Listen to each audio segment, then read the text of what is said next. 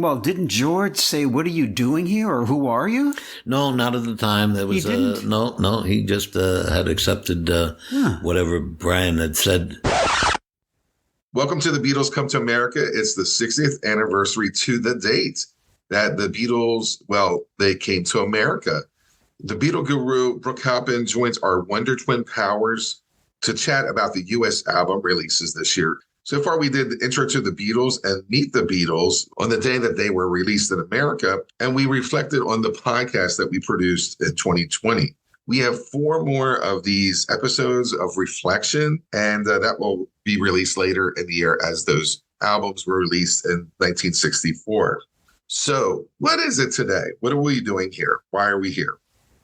We're gathered today because we have the Beatle Guru Brooke Halpin chatting about his personal experiences that time period. When we start an episode of our podcast, we always start out with Brooke Halpin's personal experience. He was there during that time period. That's how we start the show. So we're following suit with this episode where we're asking Brooke Halpin what was his experience during that time period that the Beatles touched down into America. Then we phase into an interview that Brooke Halpin had on his own show. The show is called Come Together with Brooke Halpin and the Beatles.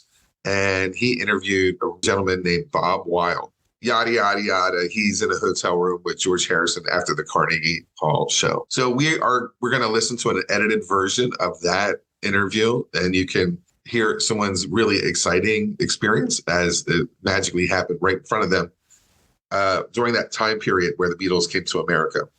It's a really interesting interview with Bob Wyld, and it was previously aired years ago on Brooks Come Together with Brooke Halpin and the Beatles. The podcast that we created, The Beatles Come to America, as a long-form, limited edition podcast, can be heard on over 18 different platforms: iTunes, Spotify, Amazon, you name it. If you're listening to this show on YouTube, the Beatle Guru has offered up some really rare and interesting pictures of the Beatles during that crazy time period that, you take a look at and enjoy the program. I'd always recommend that you subscribe to Brooke Halpin's Facebook page, and the link is in the show notes. He seems to always find these rare and interesting pictures that I've never seen before. Today is another special day. I got Brooke Halpin, the Beatle Guru, right here with me, who lived through the Beatle explosion. He was old enough to explain how it all went down. So let's talk to Brooke and see what had happened during that time period, 60 years ago. That's it. Hi, Tom. Nice to see you again. Wrap my mind around the 60-year thing. I mean, come on. It doesn't seem possible, but it is. It's 60 bloody years since when it happened, So let's talk about it. We're doing updates to the 6 shows that we did that landed in 1964, more as a recap as to what we thought about the episode that we did, about the album itself. And now, the Beatles Came to America. That's the name of our podcast and radio show. And then we thought, the Beatles really did come to America. They started on February 7th. I wasn't there. I wasn't even thought of as of yet. But you were. So I was definitely there. So, yeah. So when I did some research on this, I thought it's pretty well documented, and I almost felt like I was going to insert what was already done. But I got you, who was there. So I want to kind of beat your brain into how was that experience for you, and you remembered it on February 7th. Yeah, February 7th. Okay, it was a Friday. I happened to be home from school sick with a cold, just coincidentally, and sitting on the couch, and my mother and I, we were watching a very popular afternoon TV show called Queen for a Day, when they would give away washing machines and prizes and things like that, if the woman became the queen for the day. So we're watching this, and then it was a dreary, gray, cold February on the 7th of February, 1964. And, we were just enjoying watching the show. And then all of a sudden, there was a news bulletin which interrupted the show.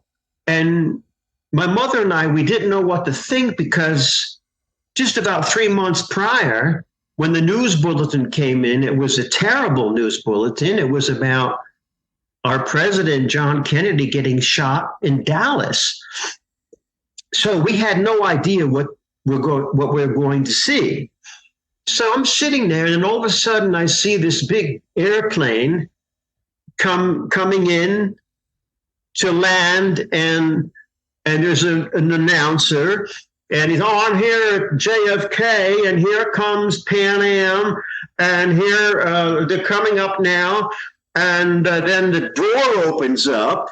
You know, they had this back then. They didn't have jetways; they had stairs, so they had to move the stairs to the door. And the door pops open, and then these 4 guys come out of the door, and they're standing at the top of the stairs. And then the camera pans off to the left, and I saw thousands and thousands of screaming girls, screaming. And I had no idea why they were screaming. And so their Beatles are waving, and I'm looking at these guys, you know, with these funny haircuts. I wasn't quite sure. I didn't even know who they were, really. I didn't know who they were. I may have heard something. I may have heard a song with me on the radio, but I wasn't really sure who these 4 guys were. Now, what's interesting is while the Beatles were on the plane and they were coming to America for the first time, they did not know if they were going to be well received or not. They had no idea. They didn't know if they were going to be popular. Can you believe it? And then, of course, when they saw that type of reception, they thought, well, you know what? Maybe we're going to be all right, kind of thing. All right. So they did the newscast, and they came down, and, you know, cameras going left and right, taking photographs and everything. And that was the 7th. And then they did a press conference, but I don't know if that, to be honest with you, I don't know if that was included in this news bulletin or not. I'm not sure. I don't think it was. I don't think so. So then we went back to Queen for a day, and some woman won a washing machine, you know, and that was what happened on the 7th. And I kept asking my mother, I said, well, you know, what's this with the Beatles, you know? And there was an article in the local newspapers, you know, that said that they were going to be on the Ed Sullivan Show on Sunday. And I'm going, oh, okay. But I still didn't know, like, why were the girls screaming? So that was my February 7th, fortunately being home from school to actually witness the whole event with them landing for the first time at JFK, coming off the plane. Yeah, they actually had a promoter who was doing all the merchandise who did a great setup. He's going to give everyone $1 who showed up, along with a free T-shirt. And that generated some of the buzz, but the buzz was really there by the music. By this time, there was 2 albums already out, and the music was already, you know, permeating the air. So it helped. Yeah. Especially Murray Decay, you know, in New York City, the radio station. I think it was WABC, if I recall correctly, Murray Decay. I mean, the people in New York were blanketed with Murray Decay and the radio stations playing Beatles songs prior to their arrival at JFK on the 7th. Yeah. They also had a Sullivan rehearsal on the 8th. Yeah. They had a rehearsal. Now, I don't know if you know this or not, but you probably do. George was very sick. Yeah, he was very sick. So when they did the rehearsal, someone stood in for George when they did the rehearsal. Do you know who it was? You probably do. No, I don't. It was their road manager, Neil Aspinall. Oh, okay. Yeah, so you could imagine how exciting that must have been for Neil. Now there he is. He's got George's Gretsch guitar on, and he's on the stage of the Ed Sullivan Show. You know, so yeah, that Neil got that position, which is very fortunate for him. And then there's a lot of photographs, which I have, of the Beatles in Central Park, but it's just John, Paul and Ringo, because George, unfortunately, was back at the Plaza Hotel nursing his cold. He couldn't go out and hang out with the Beatles in Central Park, which, of course, is right across the street. For those of you in New York, you know this, right across the street from the Plaza Hotel. And there was high security at the Plaza, very high. I mean, dozens and dozens of, I don't know how many policemen were out there kind of protecting the Beatles and making sure that, you know, all the screaming girls were not going to cause any damage. So that's a little more information for you there. Yeah. So we're at February 9th, where it's the Ed Sullivan show. How what was your thoughts? Did you gather around the TV like the people have said? Yeah. Well, back then, in the early 60s, the Ed Sullivan Show was the number one variety show on television. There were a number of them, but the Ed Sullivan Show was the big one. So typically, that particular February 9th, 1964, we are, my mother, father, my little oldest sister, and myself, we gathered around the TV, which was a black and white TV set, because that's all what most people had back then. Mm-hmm. It was a Philco, as a matter of fact. And I sat on the floor close to the TV because I was getting really excited about seeing these guys again. And of course, you know, Ed Sullivan came out and he did his famous, you know, ladies and gentlemen, you know, here are the Beatles. And of course, the people in the audience, the girls went absolutely crazy, you know, went absolutely nuts. Again, more screaming. And then they did All My Lovin', which was the first number. And Close Your Eyes and I'll Kiss You, you know. And the thing that blew me away, and millions of other people, is that the Beatles were singing about love. The songs were positive songs. And the energy was something so unusual that it blew everybody away. The combination of the love songs, the positive messages, P.S. I love you, I want to hold your hand, she loves you. These are, when you're a teenager, that these messages are really, really powerful. And the Beatles, they did that, and they probably knew that. So when they did those songs, and then they had the different look, the different haircuts, the accents. I mean, their accents, you could hear their accents every now and then. And it was so different and so exciting. They created so much excitement for me. And I believe the number is 73 million other people watched the Ed Sullivan Show that day, which is staggering. And supposedly there's a statistic that says that during the time when the Beatles were on the Ed Sullivan Show, not one crime was reported occurred in New York City, which is really a pretty fascinating statistic if it's true. It probably is. I guess even the crooks and the robbers decided, hey, the Beatles are going to be on, so look, I'm going to stay home, and instead of robbing a bank, I'm going to watch the Beatles on television. I'm not quite sure, but anyhow. So they went through, they did their numbers, and now I was like, okay, I want to be a Beatle. I have to be like them. I don't want to be like anything else. I had a chemistry set in my basement, and I thought, because I really liked chemistry, and I was thinking as I got older, I would become a chemist. But as soon as this happened, I never touched the chemistry set again. And I saw the chemistry between the four Beatles, and it was magical. There was a magic chemistry, of course, that existed between the four of them.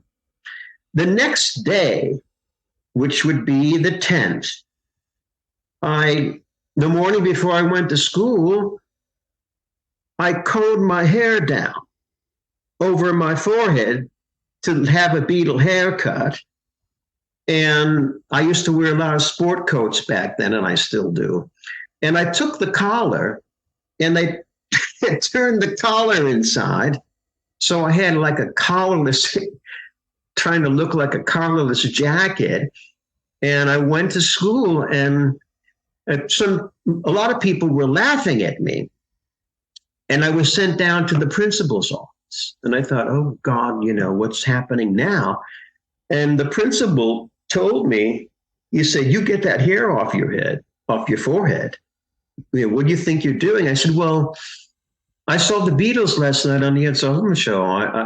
I said, didn't you see them? He goes, oh no, I don't watch variety shows. So straighten up, or otherwise I'm going to call your parents. So I had to take my hair off my forehead. So, but at that point, I saw the excitement. I saw how girls were responding to them.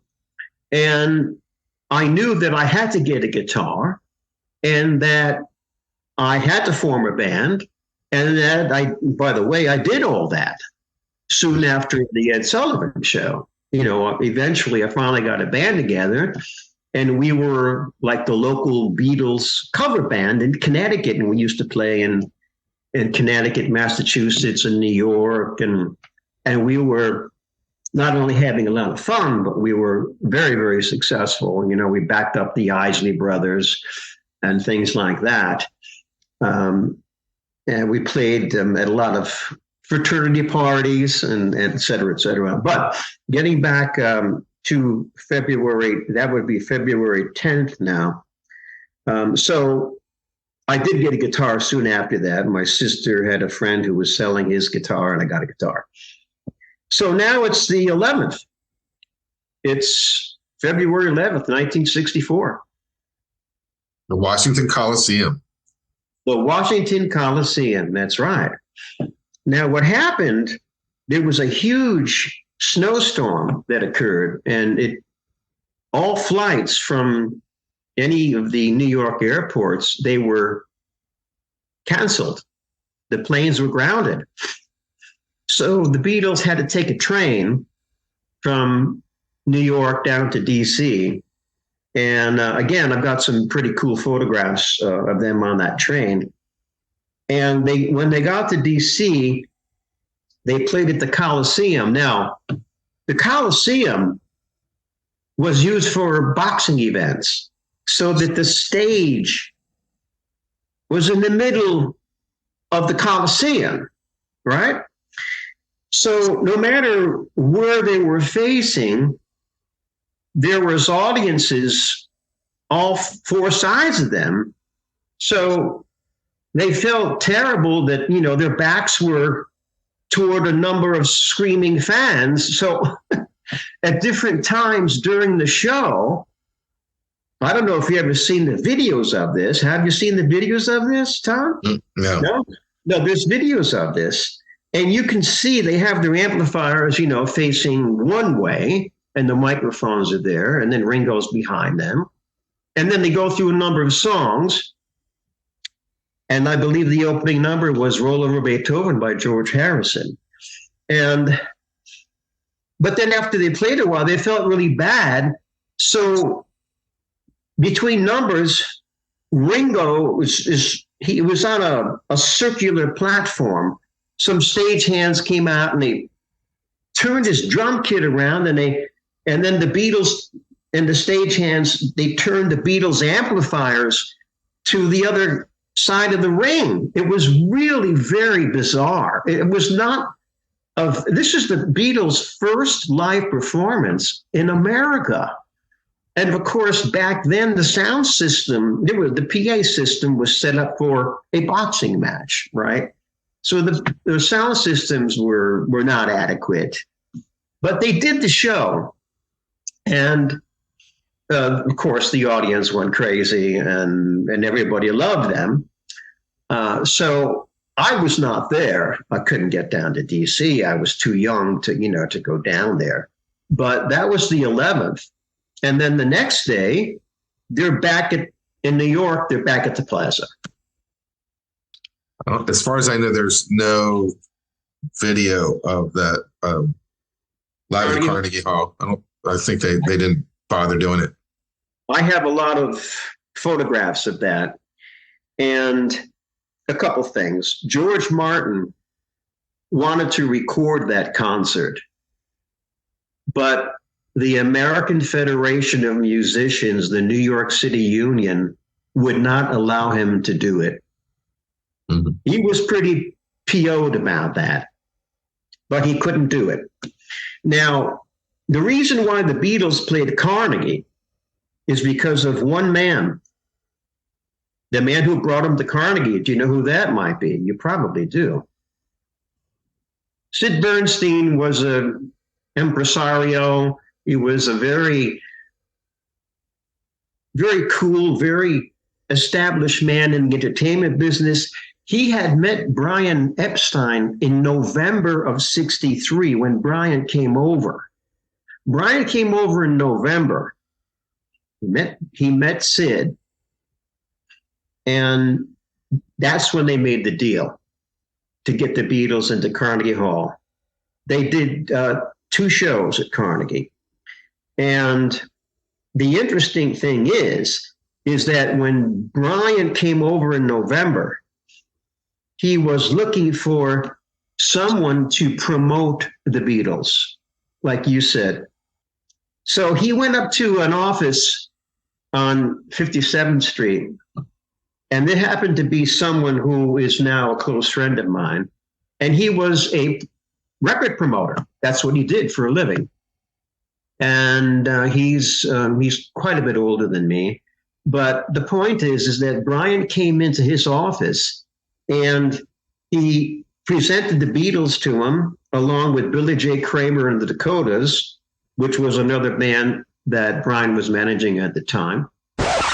Thank you for listening to this special Beatles Come to America episode. We will be back together, the dynamic duo, the Beatle Guru, and myself later in the year to chat about more releases from 1964.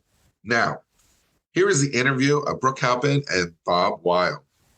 Hello, everybody, and welcome to Come Together with the Beatles. I'm your host, Brooke Halpin, and I have a very exciting show for you today. I have a very special guest, and that's record producer, singer-songwriter Bob Wyld, and he's going to share some experiences he had with the Beatles and George Harrison.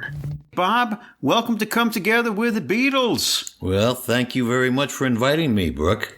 It's a pleasure, and we're talking about pretty much of a pretty sensational group that had a very great beginning. Can you please tell me and our audience what it was like when you were sitting there on West 57th Street in early November 1963, and I understand that this was the first time you met Brian Epstein. Is that correct? That's exactly right. And I can describe it for you. I was sitting there. It was probably about 5:30 at night. And I was talking with Mary Gleason, who was the secretary for Archie. And we were just talking when there was a knock on the front door of the office. And so I got up and I went to the door and I opened up the door and I saw these 2 fellas standing there. And the one fella said, "Bud Hellawell here, please." And I looked, I said, "Sure." And Bud Hellawell was a national promotion man, independent, and he rented 1-room suite from Archie's office. And so I said, "Sure, hold on." And I knocked on Bud's door. And Bud opened the door, and I said, "Bud, these 2 fellas are here to see you." And they went into the office, and I went back to sit with Mary and talked with Mary for another half hour or so. Then... about 5:45, 6 o'clock, a good half hour later, 40 minutes later, Bud comes out of the office. The 2 gentlemen leave, and they go out through the front door, and Bud brings his top coat, and he puts his hat on, and he says, "Geez, do you know who those 2 fellas were?" And I just looked, and I said, "Of course not. I don't know who they were at all." And he said, "Well," he said, "his name is Brian Epstein, and he's bringing in a group that's going to be doing the Ed Sullivan Show, and he left a whole bunch of records." He says he's a manager, and he's got many other groups that are in England doing very well. He wanted to hire me, Bud said, to do his promotion. And Bud was a good promotion man. He was doing Burl Ives, and he was doing Brenda Lee, and he was doing some real good national work and had a lot of hits under his belt. So he was hired as an extra promotion help. The two fellas that knocked on the door that evening was Brian Epstein and Billy J. Kramer. And one of the other records that was left on the desk was a Billy J. Kramer record.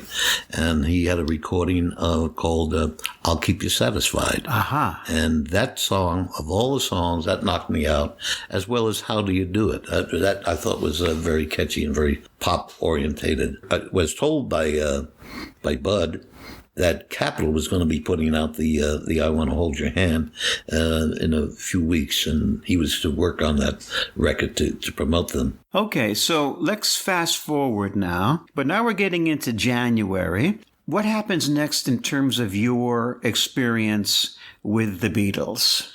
Well, by then there was rumor and talk and buzz on the street, the music streets, Tin Pan Alley, that this group was going to be coming over and they were going to be doing the Ed Sullivan Show. And Bud was well informed on what the itinerary was going to be and what the schedule was. And people started knocking on Bud's door. They were T-shirt vendors. They were school book vendors. They were all kind of vendors coming to knock on his door, with the group not even being here on America yet, but the buzz was so big that merchandising people started knocking on Bud's door to have him connect them with Brian when Brian was to come here with the Beatles. And so I saw all that activity. In fact, Bud, he elected to start up and make some of his own T-shirts. And he ordered a couple of boxes full of these T-shirts with the Beatles, Fab Four, or whatever the names were at the time that was hot. And the Fab Four was a big name that was going on. That's right. They called them the Fab Four because they were the Fab Four. Okay, so now it's February 12th, and that's when the Beatles performed at Carnegie Hall. And I understand you were there backstage. Yes, that's with the boxes, with boxes of these T-shirts. Boxes of T-shirts. Is that that's right? Exactly right. Yes. Please tell us about that. Well, the moment was quite fascinating. They had just performed on the Ed Sullivan Show, and America had a chance to see them, and it was an absolute hysteria. If anybody remembers seeing them perform there on that show, it was just pure pandemonium. Squealing girls, and they were just screaming out, John, Paul, tears coming down some of their eyes. I mean, it was just complete rapture of the group, and so the excitement was really high. And Sid Bernstein organized a concert for them at Carnegie Hall, that they were going to perform in Carnegie Hall. Well, the buzz on the street was tremendous. And so that night that they were going to perform at the Carnegie Hall, do a show, Bud of course, had a ticket ticket to ride, which was right across the street from the office. So he said, Bobby, how would you like to be my assistant? Carry these boxes and we'll go to the Carnegie Hall. We'll get in and see the show. I said, sure. Why not? So I put boxes one under each arm and we walked across the street to 57th Street. We walked into the back. 56th Street was the entrance, the stage entrance. And we walked through. Police on horseback, crowds milling around, photographers, everybody screaming, shouting, trying to get in the little doorway. Well, because Bud had the ticket and I was following him, the police never said anything. They saw his ticket, his little badge that he had, and we walked right through into the backstage of Carnegie Hall and right up to the stage. And they were performing at the time. They were performing when you walked onto the stage. That's right. Do you recall what they sounded like when that happened, when you stepped on that stage with your boxes? Well, it was the stage was darkened, and I was one of the first times I'd been ever. It was the first time I'd been on the stage of Carnegie Hall, and so the stage was darkened, and the spotlights were shining down on the guys, so they really were in a spotlight. So I saw the halo that was around them, and they were singing, and Maybe they were singing Twist and Shout. They were singing some of the original rock tunes. And the girls were throwing jelly beans. I saw these jelly beans in the air like missiles. And they were hitting the group and hitting off the amplifier and hitting off the drums and hitting off the guitars. And backstage behind them, the first time I ever saw it, there was an audience behind them sitting there. There had to be at least 100, 200 people. On the stage? On the stage behind them. Oh, yes. my God, yeah. Yeah. Wow. And it turned out I recognized some of the people. I recognized it was Leonard Bernstein, and he was with Jackie Kennedy, who was just suffered that terrible loss, and she was with her daughter. And there was the mayor of New York, and so many recognizable people at the time of New York, and they were all dignitaries, and they were all back on the stage behind the Beatles, watching them perform. Okay, so you had your boxes, you're listening to the Beatles. Now listening to them live, did you get a different vibration or a different sensation or a different opinion of the Beatles compared to what you heard on disc back in November of '63? Well, it's to see any act live is good, and they were good. They were tight. And the spotlights on them, and the suits that they were wearing, and just looking at their haircuts, which was new, the Beatle look, and just everything that they had, and the songs that they were performing, and big amplifiers I had not seen being used here in America. And the pandemonium from the women and the girls and whoever was in that audience. I mean, it was just pure scream. It was just like listening to the ocean roar as they're trying to do their songs. But I saw their sincerity of performance, and I saw the excitement. I saw that they were professional. They were not afraid of what was happening. They weren't intimidated. It was like they plowed right through it and knew how to turn it on, how to really perform, how the George Lex that he played on the guitar. They were pure perfection of what the set that they designed to do. So I was very impressed with their professional, with their look, and I saw something that I had not seen, probably didn't happen unless you were an old fella with Frank Sinatra, or even more my age group with an Elvis Presley. Never saw anything quite like this when the Beatles happened. It was an absolute eruption, a human emotion and an eruption that was unlike anything that I think the world had seen before.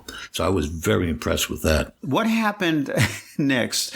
I understand that you weren't able really to communicate with Brian. Did you see Brian backstage, by the way? Yes, sure. We saw Brian. Exactly. Yeah, but did you speak with him? Everybody saw a couple of the, I guess their roadies. I didn't know it at the time. Mel Evans was probably there. That's right, Mel. I met him later on. Isn't that funny? You mentioned his name. Yes. But did you actually speak with Brian? No. It was too busy, too chaotic. And when they finished their last song, I was standing between them and the stairway to get out to that door, the stage door on 56th Street. So I was standing off the stage there, and I finished.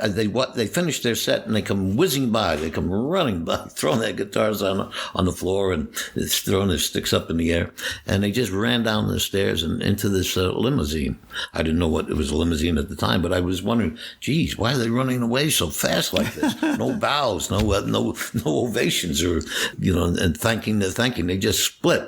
And so Bud, he said, let's get the boxes and let's go. We're going to go to the Plaza Hotel, which is where they were staying at the time. So Bud and you knew that at the time? Yes, evidently. Yes, and we knew we were going to make a presentation of those T-shirts with with Brian. So you and Bud were determined to get an audience with Brian. Well, we knew we were going to be seeing him. That was all preset. But we walked down the stairs, and I'm with the boxes, and Bud is walking, and we see the police mounted on the horseback, and awful lot of cops and police cars and stuff. And I'm looking, and I see the limousine that they jumped in, obviously, and it was down at 6th Avenue. They were already down there, and it was just starting to make a turn. As they were going down 6th Avenue, I looked to my right, and there was 1 girl, 3 girls, 100 girls, 400 girls, screaming, running down the streets, John, Paul, George, we love you, we love you, we love you, and just running by. And it's like, that's when it dawned on me. I said, wow. this is something.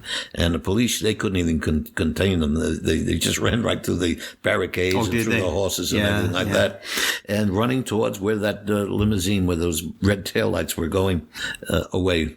I don't think anybody knew that they were staying at the Plaza, the audience anyway. But anyway, so we walked to the Plaza Hotel. Okay. And then once you got to the Plaza, what happened? Well, Bud and I talked among ourselves, saying, my God, we never saw anything like this. This was really, really something that was amazing to witness and to be a part of. And anyway, we went to the Plaza and walked into the lobby, and I'm still holding those boxes. And Bud goes to the house phone and he calls up the suite where the boys were staying, and we get the okay. We get the room and the floor that we're to go to, and there was only a certain elevator that was allowed to even go to the 7th floor. All the elevators were shut. No elevator could go up to the 7th floor except this one elevator. Wow. Yeah, so that was good. So we went into the elevator, and when we got to the 7th floor, the elevator operator, he stopped, opened up the door, and I see nothing but policemen looking at us strangely, like, who's he? What are you doing? And so Bud said, we were invited to see Brian and the boys. So they let us go, and we went to the front door of the suite. They had a whole bank of rooms, and we knocked on the door, and Bud opened up the door and looked at Bud and said, "Oh, hiya, Bud." And then he looked at me and said, "Who's this?" And said, "Oh, he's my assistant. He's got the T-shirts with him." And he looked at me before he said anything and looked me up and down with his eyes, and, "Okay, he can come in." This is Brian Epstein. This is Brian, yeah. Okay. This is Brian. Yeah. So I passed the scrutiny, I guess, and went into the suite, and he kept us right there in the foyer. And what did you see when you went into that suite? that's what I'm saying. We walked in, and I still had the boxes, and we had our coats on because it was still cold, and the boys were already laying down on the floor, on the living room floor, listening to records. And it was John and Paul and Ringo. Yeah. And then there was these 3 girls that I recall always seeing in Manhattan, because I was a songwriter and a song plugger. We called them the triplets, but that was our nickname for them, but they were the Ronettes. The Ronettes were on the floor with the Beatles. That's right, listening to the records.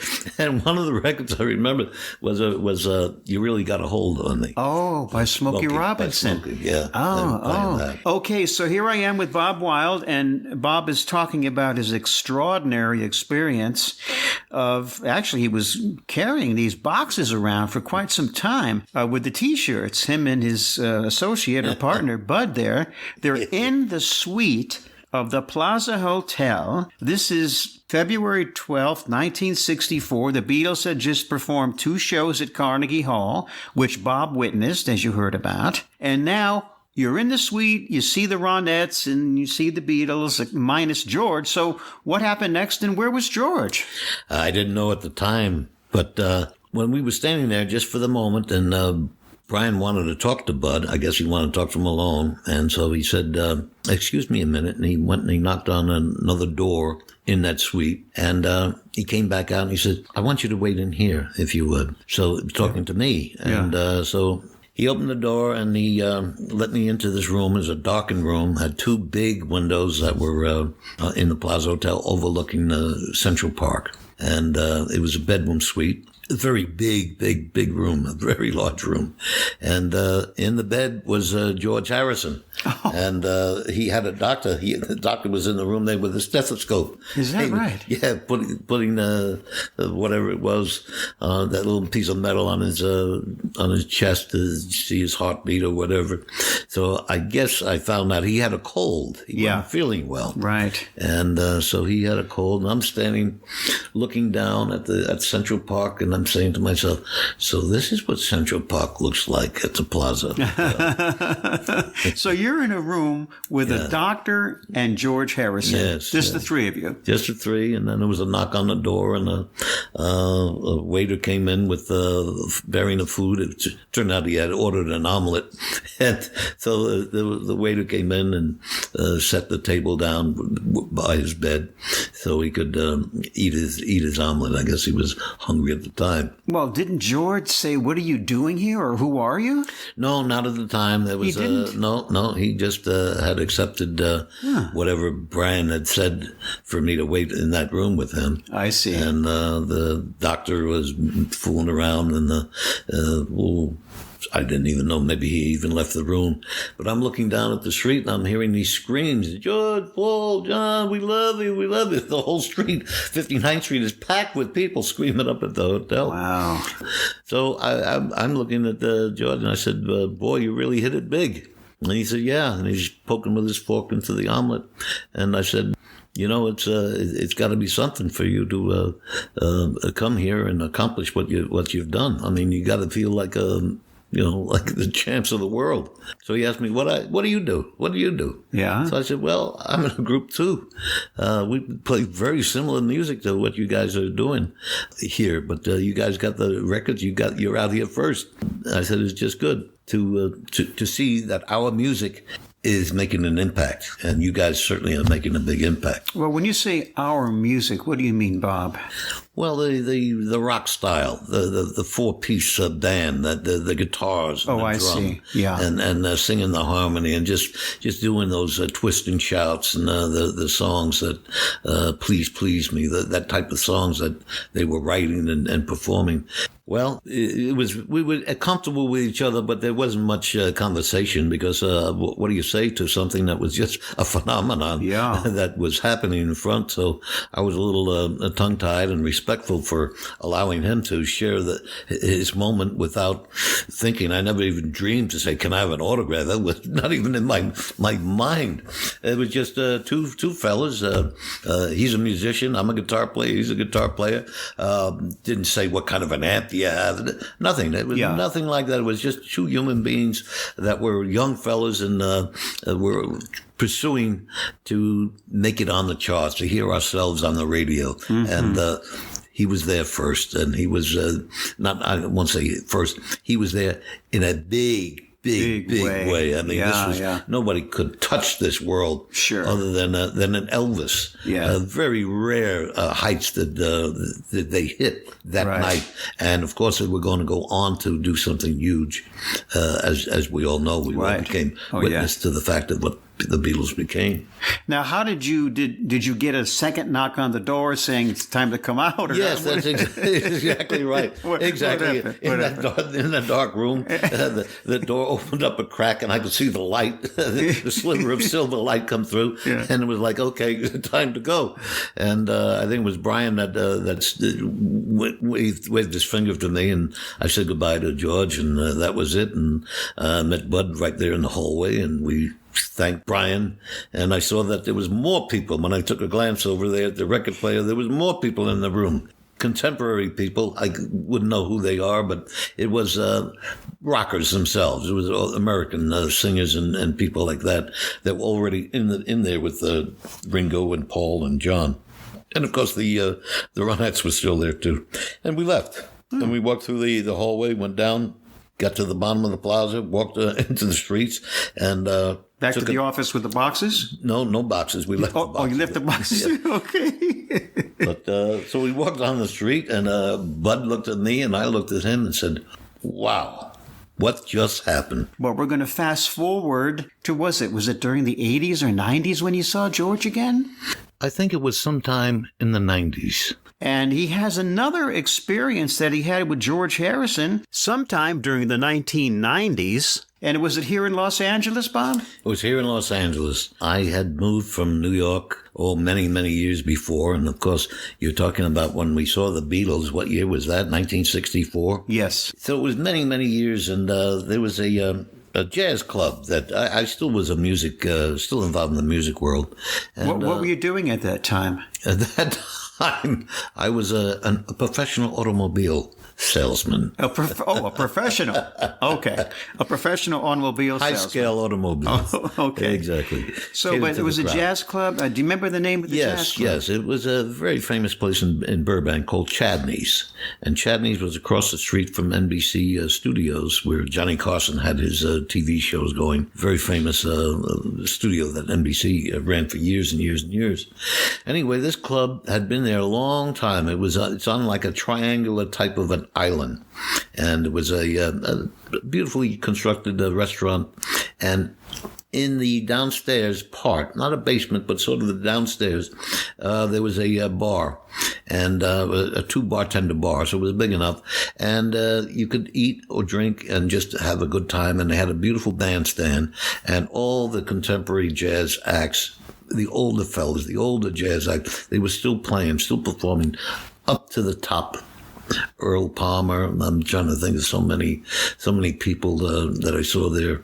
Anyway, Emil Richards was the vibe player. Now, did you know Emil before this evening? Yes, I did. I knew Emil as a musician, as being an audience, being a fan, and struck it with him.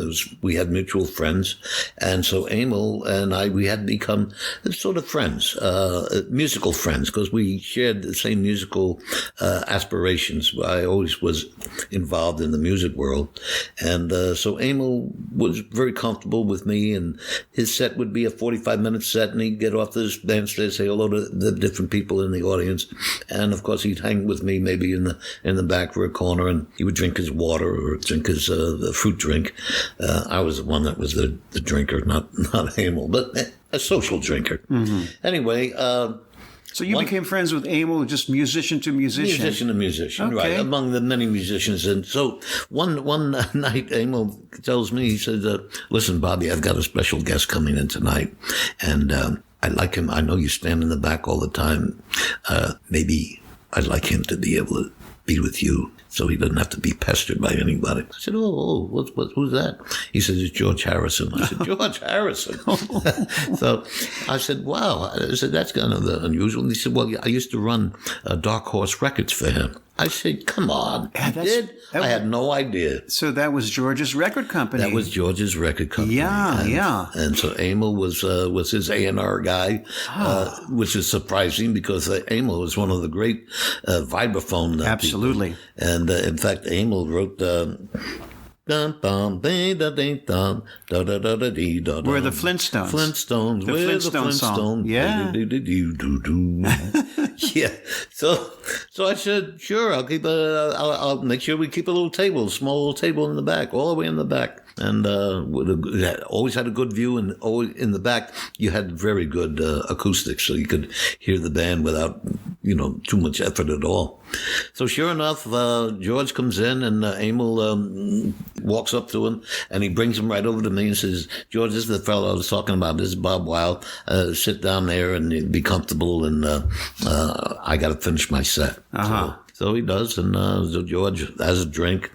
Maybe it was a long, tall water or something. I really forget. But he was dressed, he just got back from Hawaii. He was dressed in a white suit, open collar shirt. And he looked good. He looked like George Harrison 50 years later. And so I reminded him of the story. I said, you George, did, yeah. I got to tell you something. He said, well, I remember I was sick. He said, I was sick. He said, but I don't remember too much of the whole event. He said, we did the TV show, and we did those shows, and he said, it's all just... it was one moment after another. So much time had passed. Yes. Yeah, that he couldn't recall being. He recalls being sick. He remembers the plaza, and he remembers being ill in the plaza, and he remembers being sick. But he was living in Hawaii at the time, and he just flew back from Hawaii, and so he shared a story of people in Hawaii. It was that time when the indigenous people wanted to reclaim their land. So he was saying that they're knocking my fences down and keep walking through my plantation, my land in Hawaii. People, they wanted to reclaim the land, and some of that land belonged to George? No. George George's land, or the property that he had, the home that he had. Yeah, on Maui. Yeah. In Maui. So the native, the Hawaiian people would just keep on walking through his land because they were claiming that was from their ancestors. That I see. Nobody should have private land. Oh, and so there was another problem he had to deal with because of just being a landowner and wanting to just have a place in paradise. Yeah, right. And he's got people running all over the place. So we had some jokes about that, and nice camaraderie, and so it was a nice musical evening. Emil finished his set, and George stayed for into the next set, and so we just were at peace with each other. Nobody really bothered him. Very few people recognized him because this was the jazz crowd, and it was like an older crowd. Dark room, anyway, wasn't it? And it was a very dark room. Yes. A beautiful room, actually. And so it was time for him to go, and I walked out with him, and we called a cab, and we waited outside, and he was smoking a cigarette, and I'm smoking a cigarette. We were smokers at the time, and the cab came, and that was it. It was good. Well, George, great seeing you. A nice hearty handshake with each other, and that's it. Goodbye, buddy. Okay. Adios, amigo. Well, how nice. Bye. Very good, Bob. Well, I know that you still do keep your hand in music. I know that just from personal experiences that I have with you recently, and it's fantastic that after all these years that you do keep your hand in the music business, in the music world, and your stories are amazing. What you've done is just spectacular. Ladies and gentlemen, this individual here, Bob Wyld, I'll tell you quickly before we wrap up, has done some amazing things. The people that he's worked with is just incredible. He produced the Blues Magoos. He was in Greenwich Village when everything was happening back in '65, and he's got some incredible stories. And as a matter of fact, I know, Bob, that you're finishing up a book that will be published someday. Yes. What's the name of that book? Someday soon. The book is going to be called, or is called, 45s, Living a Life in the Groove. In the Groove. And Bob Wyld certainly did live the life in the groove that the audience really enjoyed your interview. Yes, I certainly did.